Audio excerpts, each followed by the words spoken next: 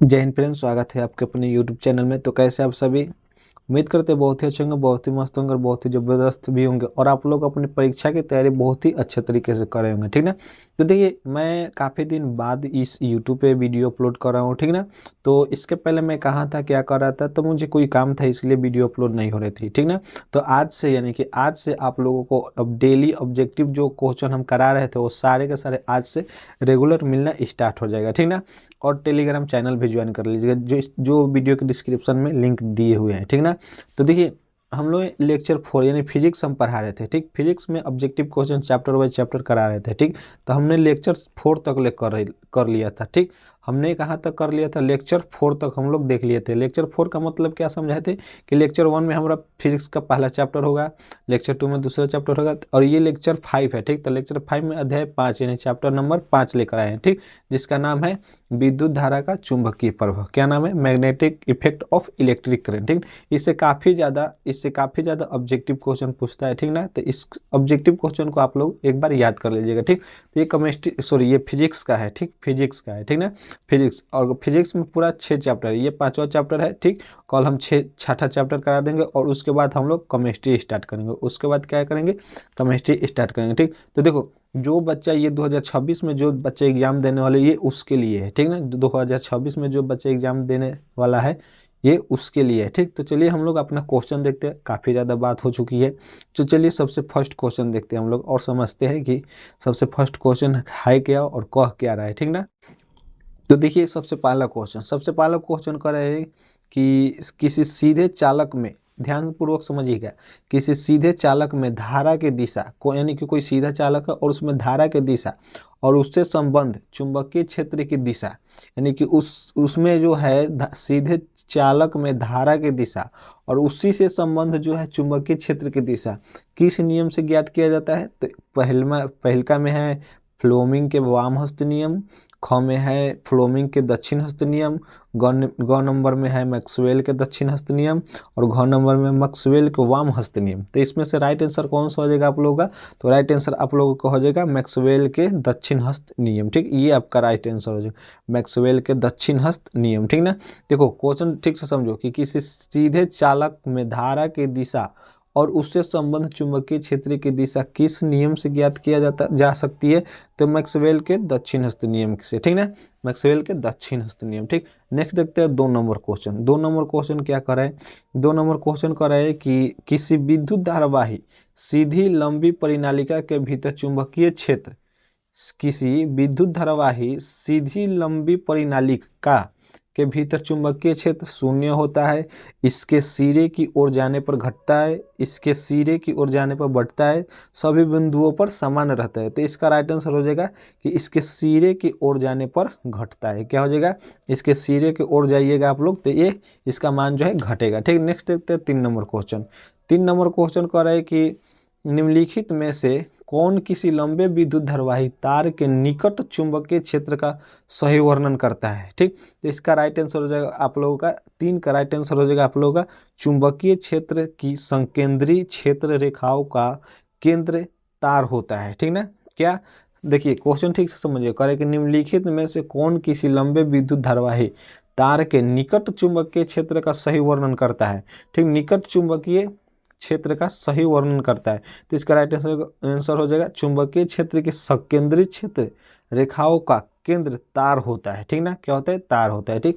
Next देते हैं 4 number question. 4 number question कह रहा है कि 4 नंबर क्वेश्चन कह रहा है कि चुंबक बनाने के लिए प्रायः किस पदार्थ के छड़ का व्यवहार किया जाता है, यानी कि जो हम लोग चुंबक बनाते हैं उसमें जो है कौन सा पदार्थ, यानी कौन से पदार्थ के जो छड़ है व्यवहार किया जाता है।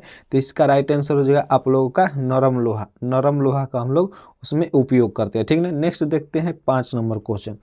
5 नंबर क्वेश्चन कह रहा है कि पाँच नंबर क्वेश्चन कर रहा है कि फ्लोमिंग के वाम हस्त नियम में अंगूठा किसकी दिशा का संकेत करता है? किस दिशा का संकेत करता है? धारा का, चुंबकीय क्षेत्र का, बल का, इनमें किसी का नहीं। अब देखो, ये समझाने वाला बात नहीं है, ठीक ना। आप लोग पढ़ चुके हैं, ठीक ना, इसलिए हम केवल ऑब्जेक्टिव क्वेश्चन बता रहे हैं। तो केवल हम जहाँ समझाने वाला होगा हम समझाएंगे, ठीक ना, और जहाँ नहीं समझाने वाला होगा वहाँ पे हम झूठ मूठ का समय बर्बाद नहीं करेंगे। तो 5 नंबर का फ्लोमिंग के वाम हस्त नियम में अंगूठा किसकी दिशा का संकेत करता है? तो इसका राइट आंसर हो जाएगा आप लोगों का बल का जो है संकेत करता है, ठीक ना। नेक्स्ट देखते हैं 6 नंबर क्वेश्चन। 6 नंबर क्वेश्चन करे कि किसी प्रोटॉन का निम्नलिखित में से कौन सा गुण किसी चुंबकीय क्षेत्र में मुक्त गति करते समय परिवर्तित हो जाता है? तो इसका राइट आंसर हो जाएगा आप लोगों का ग और घ हो जाएगा, ग और घ, ग और घ हो जाएगा इसका राइट आंसर। वेग और संवेग हो जाएगा, ठीक ना, वेग और संवेग, ठीक, वेग और संवेग, ठीक ना। कह रहा है कि किसी प्रोटॉन का निम्नलिखित में से कौन सा गुण, यानी कोई प्रोटॉन है और निम्नलिखित में से ये बताओ वो कौन सा गुण है जो किसी चुंबकीय क्षेत्र में मुक्त गति करते समय परिवर्तित हो जाता है? तो वेग और संवेग है, ठीक ना, याद रखिएगा। नेक्स्ट देखते हैं 7 नंबर क्वेश्चन। 7 नंबर क्वेश्चन करें कि विद्युत चुंबकीय प्रेरण की खोज किसने किया? तो 7 नंबर क्वेश्चन क्या करे कि विद्युत चुंबकीय प्रेरण की खोज किसने किया था? देखो जो विद्युत चुंबकीय प्रेरण है उसका खोज किसने किया था? एम्पियर ने, फ्लोमिंग ने, फैराडे ने, इनमें से कोई नहीं। तो इसका राइट आंसर हो जाएगा फैराडे ने खोज किया था। कौन किया थे? फैराडे, ठीक। विद्युत चुंबकीय प्रेरण की खोज किसने किया था? तो फैराडे ने, याद रखेगा, ठीक। नेक्स्ट देखते हैं 8 नंबर क्वेश्चन। 8 नंबर क्वेश्चन कह रहा है कि 8 नंबर क्वेश्चन कर रहे हैं कि पश्चिम की ओर प्रक्षेपित कोई धनावेशित कण, यानी कि अल्फा कण, धनावेशित कण का मतलब क्या कि अल्फा कण किसी चुंबकीय क्षेत्र द्वारा उत्तर की ओर विक्षेपित हो जाता है। चुंबकीय क्षेत्र की दिशा क्या है? देखिए कह रहे कि पश्चिम की ओर प्रक्षेपित, पश्चिम की ओर प्रक्षेपित कोई धनावेशित कण है, ठीक, और वह किसी चुंबकीय क्षेत्र द्वारा उत्तर की ओर विक्षेपित हो जाता है। क्या हो जाता है? विक्षेपित हो जाता है, ठीक, विक्षेपित हो जाता है। तो चुंबकीय क्षेत्र की दिशा बताना है आप लोगों का, ठीक ना। तो इसका राइट आंसर हो जाएगा क्या? तो इसकी दिशा हो जाएगा ऊपरी मुखी हो जाएगा। क्या? ऊपरी मुखी, याद रखिएगा, ठीक ना, ऊपरी मुखी, ठीक। नेक्स्ट देखते हैं 9 नंबर क्वेश्चन। 9 नंबर क्वेश्चन कर रहे हैं कि विद्युत चुंबकीय प्रेरण की परिघटना, यानी कि विद्युत चुंबकीय प्रेरण की परिघटना बताइए। तो 9 का राइट आंसर हो जाएगा ग। कैसे? तो देखो कुंडली, कुंडली तथा चुंबक के बीच आपेक्षिक गति के कारण कुंडली में प्रेरित विद्युत धारा उत्पन्न करना, ठीक ना। इस ये हो जाएगा आपका राइट आंसर, ठीक, ये उसका राइट आंसर हो जाएगा, ठीक। विद्युत चुंबकीय प्रेरण की परिघटना कुंडली तथा चुंबक के बीच अपेक्षिक गति के कारण कुंडली में प्रेरित विद्युत धारा उत्पन्न करना, ठीक ना। नेक्स्ट देखते हैं 10 नंबर क्वेश्चन। 10 नंबर क्वेश्चन करें कि विद्युत धारा उत्पन्न करने की युक्ति को कहते हैं। देखो जो विद्युत धारा उत्पन्न करता है उस युक्ति को हम लोग क्या कहते हैं? तो उस युक्ति को हम लोग जनित्र कहते हैं, ठीक। विद्युत धारा जो उत्पन्न करते हैं उसको हम लोग क्या बोलते हैं? जनित्र बोलते हैं, ठीक। नेक्स्ट देखते हैं 11 नंबर कह रहे हैं कि वास्तव में विद्युत जनित्र ऊर्जा के परिवर्तक की तरह कार्य करता है। कैसा? वास्तव में विद्युत जनित्र कैसे कार्य करता है? तो ऊर्जा के परिवर्तक की तरह कार्य करता है, ठीक। नहीं देते 12 नंबर। 12 नंबर कह रहा है कि विद्युत जनित्र का सिद्धांत आधारित है। अब बताओ विद्युत जनित्र का सिद्धांत किस पर आधारित है? धारा के ऊष्मीय प्रभाव पर, या विद्युत चुंबकीय प्रेरण पर, या प्रेरित चुंबकत्व पर, या प्रेरित विद्युत पर, ठीक। तो 12 का राइट आंसर हो जाएगा आप लोगों का विद्युत चुंबकीय प्रेरण पर जो है विद्युत जनित्र का सिद्धांत आधारित है, ठीक ना। नेक्स्ट देखते हैं 13 नंबर क्वेश्चन। 13 नंबर क्वेश्चन कह रहे हैं कि किसी एसी जनित्र का मतलब अल्टरनेटिंग करंट, ठीक ना, तथा डीसी जनित्र यानी डायरेक्ट करंट, ठीक। डीसी जनित्र में एक मूलभूत अंतर यह है कि, यानी कि एक मूलभूत अंतर वो कौन सा है आपको बताना है, ठीक ना। तो 13 का राइट आंसर हो जाएगा आप लोगों का घ। कैसे? तो देखो क्वेश्चन क्या करे कि किसी एसी जनित्र तथा डीसी जनित्र में एक मूलभूत अंतर यह है कि एसी जनित्र में सर्पी वलय होते हैं जबकि डीसी जनित्र में दीप परिवर्तक होता है, ठीक। ये बात सही है, तो इसलिए ये हमारा डी इज यानी कि घ इज राइट आंसर हो जाएगा, ठीक। नेक्स्ट देखते हैं 14 नंबर क्वेश्चन। 14 नंबर क्वेश्चन का कि हमारे मकानों में जो विद्युत आपूर्ति की जाती है वह होती है। देखो जो हमारे मकानों में जो विद्युत आपूर्ति की जाती है वह कितना होती है? 12 वोल्ट पर की दिष्ट धारा होती है, या 12 वोल्ट पर प्रतिवर्ती धारा होता है, या 220 वोल्ट पर दिष्ट धारा, या 220 वोल्ट की प्रतिवर्ती धारा। ये आपको आसान तरीका से, यानी कि ये आपको पता होगा कि हमारे जो मकान में जो विद्युत की आपूर्ति होती है वह कौन क्या होती है, ठीक। तो 14 का राइट आंसर हो जाएगा आप लोग का कि 220 वोल्ट की प्रतिवर्ती धारा आता है, यानी अल्टरनेटिंग करंट, यानी एसी, ठीक ना, एसी आता है, ठीक ना। नेक्स्ट देखते हैं 15 नंबर क्वेश्चन। 15 नंबर क्वेश्चन का है कि तांबे के तार की एक आयताकार कुंडली किसी चुंबकीय क्षेत्र में घूर्णी गति कर रही है। ठीक, इस कुंडली में प्रेरित विद्युत धारा की दिशा में कितने परिभ्रमण के पश्चात परिवर्तन होता है? तो इसका राइट आंसर हो जाएगा आप लोगों का आधा। इसका राइट आंसर हो जाएगा आधा। ठीक, नेक्स्ट देखते हैं 16 नंबर क्वेश्चन। 16 नंबर क्वेश्चन करें कि लघु पतन के समय परिपथ में विद्युत धारा का मान बहुत कम होता है, परिवर्तन नहीं होता है, बहुत अधिक बढ़ जाता है, निरंतर परिवर्तित होता है।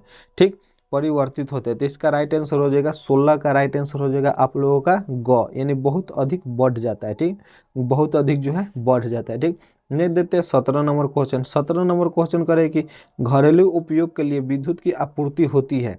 ठीक, घरेलू उपयोग के लिए जो विद्युत की आपूर्ति यानी सप्लाई होती है वो कौन सा है? तो वो हो जाएगा आप लोग का 220 वोल्ट 50 हर्ट्ज पर।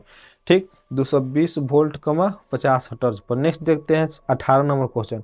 18 नंबर क्वेश्चन कह रहे हैं कि घरेलू वायरिंग में 3 तार होते हैं। ठीक, घरेलू वायरिंग में 3 तार होते हैं, गर्म जो जीवित, ठंडा उदासीन और अर्ध यानी भूयोजित। इन तारों के रंग होते हैं क्रमशः, आपको इन तारों का रंग बताना। यानी घरेलू वायरिंग में जो तीन तार होते हैं, गर्म ठंडा और अर्ध, इन तारों के रंग कैसा होता है वो आपको बताना है। तो इन तारों का रंग जो है आपका कैसा होता है? तो लाल काला तथा हरा होता है, लाल काला तथा हरा। ठीक, याद रखिएगा। ये सब तो आप लोग जानते ही होंगे, इतना आसान आसान क्वेश्चन है। स्विच लगाए जाते हैं ठंडे तार में या गर्म तार में या भू तार में, या कभी ठंडे में या कभी भू तार में। ठीक, तो स्विच हम लोग किस में लगाते हैं? तो स्विच हम लोग किस में लगाते हैं? तो स्विच हम लोग गर्म तार में लगाते हैं, हमेशा हम लोग स्विच गर्म तार में लगाते हैं। ठीक, नेक्स्ट देखते हैं हम लोग अब 20 नंबर क्वेश्चन। 20 नंबर क्वेश्चन करें कि विद्युत फ्यूज दुर्घटना से रक्षा कर सकता है। तो देखो, विद्युत फ्यूज दुर्घटना से जो रक्षा कर सकता है वह क्या है? तो वह हमारा हो जाएगा लघु पतन और अति भारण दोनों के कारण, लघु पतन और अति भारण दोनों के कारण। ठीक ना। नेक्स्ट देखते हैं 21 नंबर क्वेश्चन। 21 नंबर क्वेश्चन करके विद्युत फ्यूज आधारित है। तो विद्युत फ्यूज किस पर आधारित है जी? तो विद्युत फ्यूज जो आपका धारा के उष्मीय प्रभाव पर आधारित है, धारा के उष्मीय प्रभाव पर आधारित है। नेक्स्ट देखते हैं 22 नंबर क्वेश्चन। 22 नंबर क्वेश्चन के कह रहे हैं कि विद्युत परिपथ में विद्युत फ्यूज को जोड़ा जाता है, यानी कि विद्युत परिपथ में विद्युत फ्यूज को जोड़ा जाता है भू तार में, उदासीन तार में, विद्युन्मय तार में या ठंडा तार में। तो इसका राइट आंसर हो जाएगा आप लोगों का विद्युन्मय तार में। ठीक ना, विद्युन्मय तार में हम लोग विद्युत परिपथ में विद्युत फ्यूज को जोड़ते हैं। ठीक ना। नेक्स्ट देखते हैं 23 नंबर क्वेश्चन। 23 नंबर क्वेश्चन के विद्युत मोटर में रूपांतरण होता है। तो विद्युत मोटर में रूपांतरण क्या होता है भाई? तो विद्युत मोटर में रूपांतरण जो है आपका क्या होता है? तो इसका राइट आंसर हो जाएगा बी, विद्युत ऊर्जा यांत्रिक ऊर्जा में। विद्युत ऊर्जा जो है रूपांतरण हो जाता है यांत्रिक ऊर्जा में। नेक्स्ट देखते हैं 24 नंबर क्वेश्चन। 24 नंबर क्वेश्चन करके विद्युत ऊर्जा को यांत्रिकी ऊर्जा में बदलने वाली युक्ति को कहते हैं, यानी कि विद्युत ऊर्जा को यांत्रिकी ऊर्जा में बदलने वाली युक्ति को क्या कहते हैं हम लोग? मोटर कहते हैं, डायनेमो कहते हैं, हीटर कहते हैं, माइक्रोफोन कहते हैं। देखो ये सब क्वेश्चन जो है ध्यान से आपको देखना पड़ेगा, ठीक, नहीं तो आप लोग गड़बड़ा जाइएगा, क्योंकि आसान चीज़ जो होता है ना वो बहुत ध्यान पूर्वक देखा जाता है। ठीक ना, तो ध्यान से देखिए। ठीक, कह रहे कि विद्युत ऊर्जा को यांत्रिक ऊर्जा में बदलने वाली युक्ति को हम लोग क्या कहते हैं? तो 24 का राइट आंसर हो जाएगा आपका ए, मोटर कहते हैं। क्या कहते हैं? मोटर। तो जब भी विद्युत ऊर्जा को यांत्रिक ऊर्जा में बदला जाए तो अगर वो पूछे कि उस युक्ति को क्या कहते हैं तो वह उसको मोटर कहते हैं। ठीक, नेक्स्ट देखते हैं 25 नंबर। 25 नंबर क्वेश्चन का एक चुंबकीय क्षेत्र की तीव्रता का मात्रक है। चुंबकीय क्षेत्र की तीव्रता का मात्रक है तो न्यूटन पर एम्पियर मीटर, यानी या टी भी दिया है, टेस्ला। ठीक, चुंबकीय क्षेत्र की तीव्रता के मात्रक टी दिया है। ठीक, या न्यूटन, ये बी इज राइट आंसर हो जाएगा। ठीक, नेक्स्ट देते हैं 26 नंबर क्वेश्चन। 26 नंबर क्वेश्चन करके कह रहे हैं कि अनंत लंबाई के धारावाहिक सीधे चालक के निकट चुंबकीय क्षेत्र लंबवत दूरी आर पर होती है। लंबवत दूरी आर पर होती है तो 26 का राइट आंसर हो जाएगा बी, म्यू 0/2 इसको बोलते हैं म्यू 0/2 और कोष्ट में दिया है I/R। ठीक ना, I/R। नेक्स्ट देखते हैं हम लोग 27 नंबर क्वेश्चन। 27 नंबर क्वेश्चन करें कि चुंबकीय फ्लक्स का मात्रक होता है। अब चुंबकीय फ्लक्स का मात्रक क्या होता है ये आपको बताना है। तो चुंबकीय फ्लक्स का मात्रक है वो आपका वेबर होता है। चुंबकीय फ्लक्स का मात्रक आपका वेबर होता है। ठीक, नेक्स्ट देखते हैं 28 नंबर क्वेश्चन। 28 नंबर क्वेश्चन करें कि डायनेमो या जनित्र में रूपांतरण होता है। डायनेमो या जनित्र में रूपांतरण होते हैं तो इसका राइट आंसर हो जाएगा यांत्रिक ऊर्जा का विद्युत ऊर्जा में। ठीक। डायनेमो में रूपांतरण होता है या जनित्र में रूपांतरण होता है, दो बात बराबर है, तो उसका राइट आंसर हो जाएगा यांत्रिक ऊर्जा का विद्युत ऊर्जा में। ठीक। नेक्स्ट देखते हैं हम लोग 29 नंबर क्वेश्चन। 29 नंबर क्वेश्चन करें कि विद्युत धारा उत्पन्न करने वाली युक्ति को क्या कहते हैं। लो भाई, जो विद्युत धारा जो उत्पन्न करता है उस युक्ति को हम लोग क्या कहते हैं, जनित्र कहते हैं, गैल्वेनोमीटर कहते हैं, एमीटर कहते हैं, मोटर कहते हैं। तो 29 का राइट आंसर हो जाएगा आप लोगों का 29 का ए हो जाएगा, यानी जनित्र कहते हैं। क्या कहते हैं, जनित्र कहते हैं, याद रखिएगा। नेक्स्ट देखते हैं 30 नंबर क्वेश्चन। 30 नंबर क्वेश्चन करें कि विद्युत चुंबकीय प्रेरण की परिघटना है। तो ये विद्युत चुंबकीय प्रेरण की परिघटना है, तो इसका राइट आंसर हो जाएगा कि किसी चुंबक और कुंडली को परस्पर अपेक्षित गति द्वारा कुंडली में प्रेरित धारा उत्पन्न करने के। ठीक ना, ये इसका राइट आंसर हो जाएगा। ठीक। नेक्स्ट देखते हैं 31 नंबर क्वेश्चन। 31 नंबर क्वेश्चन कह रहा है कि सुरक्षा फ्यूज को श्रेणी क्रम में जोड़ा जाता है, भू तार से, लाइव तार से, उदासीन तार से, या इनमें से कोई नहीं। तो देखो, सुरक्षा फ्यूज को जो श्रेणी क्रम में जोड़ा जाता है वो आपका है क्या, तो वह आपका है लाइव तार से, यानी गर्म तार से। ठीक ना, लाइव तार से यानी गर्म तार से। ठीक। नेक्स्ट देते हैं 32 नंबर। 32 नंबर करें घरेलू वायरिंग में विद्युत उपकरणों को जोड़ा जाता है। घरेलू वायरिंग यानी घरेलू वायरिंग जो होता है उसमें विद्युत उपकरणों को किस में जोड़ते हैं हम लोग, तो इसका राइट आंसर हो जाएगा आप लोगों का पार्श्वबद्ध में। पार्श्वबद्ध, ठीक, पार्श्व यानी समांतर क्रम बोलते हैं इसको बोलते हैं समांतर क्रम। समांतर क्रम में किस में जोड़ते हैं, समांतर क्रम में जोड़ते हैं। ठीक। नहीं देते 33 नंबर क्वेश्चन। 33 नंबर क्वेश्चन करें कि यदि आपके घर का विद्युत लाइन बंद हो जाए तो आप किसको चालू करेंगे। देखिए, ये सोचने वाला समझने वाला क्वेश्चन है। ठीक, ये आपको पता होना चाहिए। करें कि यदि आपके घर का विद्युत लाइन बंद हो जाए तो आप किसको चालू करेंगे, मोटर को, एक जनित्र को, दोनों को, इनमें से किसी को नहीं, या इनमें से किसी को नहीं। देखो, ये आपका राइट आंसर हो जाएगा एक जनित्र को आप चालू करेंगे। ठीक, एक जनित्र को आप लोग चालू करेंगे। ठीक ना। नेक्स्ट देते हैं 34 नंबर क्वेश्चन। 34 नंबर क्वेश्चन कर रहे हैं कि किसी एसी जनित्र तथा डीसी जनित्र में एक मूलभूत अंतर यह है कि एसी जनित्र में सर्पी वलय होता है जबकि डीसी जनित्र में दिक् परिवर्तक होता है। ठीक, और ये क्वेश्चन हमने पहले करा चुका है। ठीक, ये दोबारा रिपीट हो रहा है क्वेश्चन। ठीक ना, ये रिपीट हो गया। ठीक ना, 34 नंबर क्वेश्चन पहले हम करा चुके हैं, इसलिए 35 नंबर क्वेश्चन देखते हैं। करें लघु पथन के समय परिपथ में विद्युत धारा का मान बहुत कम होता है, परिवर्तन होता है, बहुत अधिक बढ़ जाता है, निरंतर परिवर्तित होता है। तो 35 का राइट आंसर हो जाएगा आप लोगों का सी, बहुत अधिक बढ़ जाता है। शायद हमको लग रहा है ये भी क्वेश्चन हम पहले कराए हैं। ठीक ना, अगर नहीं कराए तो ठीक है, करा दिए तो भी ठीक है। ठीक, नेक्स्ट देते हैं 36 नंबर क्वेश्चन। 36 नंबर क्वेश्चन का एक निम्नांकित में कौन लंबे विद्युत धारावाही तार के निकट चुंबकीय क्षेत्र का सही वर्णन करता है। तो 36 का राइट आंसर हो जाएगा डी, चुंबक क्षेत्र की सकेंद्रीय क्षेत्र रेखाओं का केंद्र तार होता है। ठीक, तो इसका राइट आंसर हो जाएगा D is right answer. Next देते हैं 37 नंबर क्वेश्चन। 37 नंबर क्वेश्चन कह रहा है कि किसी विद्युत धारावाही सीधी लंबी परिनालिका के भीतर चुंबकीय क्षेत्र शून्य होता है, इसके सिरे की ओर जाने से घटता है, इसके सिरे की ओर जाने से बढ़ता है, सभी बिंदुओं पर समान रहता है। तो इसका राइट आंसर हो जाएगा डी, सभी बिंदुओं पर समान रहता है। ठीक ना, सभी बिंदुओं पर समान रहता है। नेक्स्ट देखते हैं 38 नंबर क्वेश्चन। 38 नंबर क्वेश्चन कह रहा है कि किसी प्रोटॉन का निम्नलिखित में कौन सा गुण किसी चुंबकीय क्षेत्र में मुक्त गति करते समय परिवर्तित हो जाता है।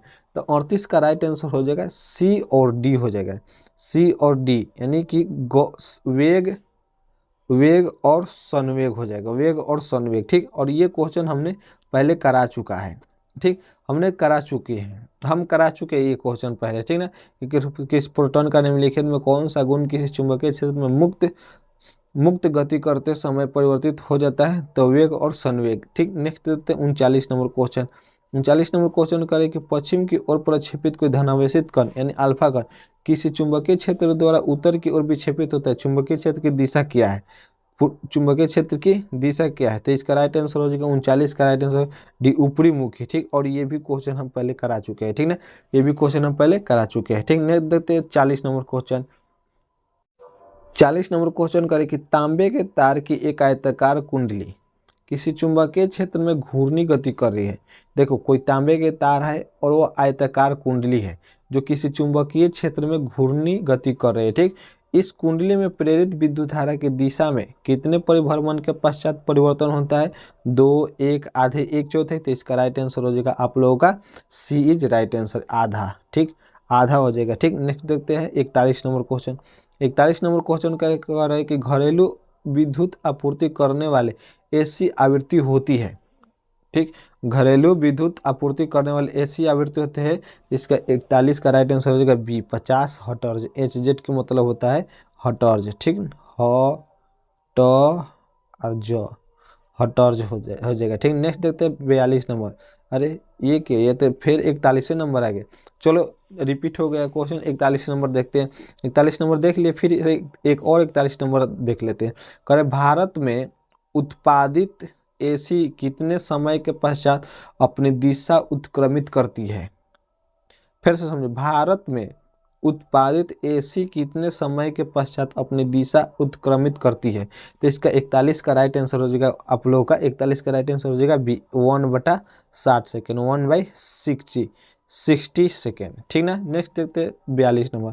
42 नंबर का एक जनित्र किस प्रकार की विद्युत धारा उत्पन्न करता है? दिष्ट, प्रतिवर्ती, दोनों, या इनमें से कोई नहीं? तो इसका राइट आंसर हो जाएगा दोनों, दिष्ट और प्रतिवर्ती दोनों। नेक्स्ट देखते हैं 43 नंबर। 43 नंबर का एक निम्नलिखित पदार्थों में कौन चुंबकीय पदार्थ नहीं है? लोहा, निकेल, पीतल, कोबाल्ट। तो इसका राइट आंसर हो जाएगा पीतल जो है हमारा चुंबकीय पदार्थ नहीं। पीतल में अगर चुंबक सटाओगे तो नहीं सटेगा। ठीक, नेक्स्ट देखते हैं 44 नंबर क्वेश्चन। 44 नंबर कह रहा है कि विद्युत उपकरण का धातु आवरण जोड़ा जाता है। विद्युत उपकरण का धातु आवरण जोड़ा जाता है विद्युन्मय तार से, उदासीन तार से, भू तार से, इनमें से कोई नहीं। तो इसका राइट आंसर हो जाएगा अर्धवायर यानी भू तार से। ठीक ना, भू तार से। नेक्स्ट देखते हैं 45 नंबर क्वेश्चन। 45 नंबर क्वेश्चन का कि विद्युन्मय तार यानी लिव वायर सामान्यतः होता है हरे रंग का, लाल रंग का, काले रंग का या हल्के रंग का। तो इसका राइट आंसर हो जाएगा लाल रंग का। विद्युन्मय तार का जो कलर होता है वह लाल होता है। ठीक, नेक्स्ट देखते हैं 46 नंबर क्वेश्चन। 46 नंबर क्वेश्चन कराए कि निम्नलिखित पदार्थों में कौन चुंबकीय पदार्थ नहीं है? तो देखो ये क्वेश्चन अभी बताए तो पीतल जो है आपका चुंबकीय पदार्थ नहीं है। पीतल जो है आपका चुंबकीय पदार्थ नहीं। नेक्स्ट देखते हैं, चलिए इस लेक्चर 5 में इतना ही क्वेश्चन है। ठीक, 46 को क्वेश्चन है। ठीक ना, तो 46 को क्वेश्चन है, ये बहुत है 46 को क्वेश्चन। आप लोग इसको याद कीजिए और अच्छे तरीक़ा से पढ़िए। और हाँ, हमने बोला है ना कि आपका एक और चैप्टर बच गया है, चैप्टर नंबर 6। ठीक, तो ये हम कल करा देंगे। ठीक ना, और उसके बाद हम लोग नया बुक का ऑब्जेक्टिव भी स्टार्ट करें यानी केमिस्ट्री का। ठीक ना, तो चलिए वीडियो में इतना ही रहने देते हैं। आज के इस वीडियो में इतना ही रहने देते हैं। देखिए, अगर हमारा वीडियो अच्छा लग रहा है आप लोगों को, ठीक, और आप लोगों को एग्जाम में मदद मिलेगा तो आप लोग हमारे चैनल को सब्सक्राइब जरूर कीजिएगा। ठीक ना, और अपने दोस्तों में भी शेयर कीजिएगा, कहिए कि हाँ भाई यहाँ से पढ़ो, यहाँ से क्वेश्चन अच्छा बताते हैं। ठीक, ठीक ना, और अच्छा बताते हैं और अच्छा ऑब्जेक्टिव कराते हैं और अच्छा से भी पढ़ाते हैं। ठीक ना, अगर अच्छा नहीं पढ़ाते हैं तो कमेंट कीजिएगा। ठीक ना, और धीरे धीरे जैसे अभी नया है, ठीक, जैसे जैसे पुराना होते जाएंगे ना वैसे वैसे और क्वालिटी बेहतर होती जाती है। ठीक ना, तो इसलिए आप लोग घबराइएगा मत। थोड़ा बहुत अभी दिक्कत हो सकता है, लेकिन आगे जाके जो है आगे कभी आप लोगों को कुछ भी कोनो चीज़ का दिक्कत नहीं होने देंगे। ठीक ना, तो घबराइएगा मत। ठीक ना, तो चलिए मिलते हैं नेक्स्ट वीडियो में। और इस वीडियो के इतना ही पर समाप्त करते हैं। और जितना ऑब्जेक्टिव करा रहे हो वो सब आप लोग याद कर लीजिएगा, एग्जाम में बेहतर करिएगा। ठीक ना, ठीक, तो चलिए मिलते हैं नेक्स्ट वीडियो में। तब तक के लिए जय हिंद।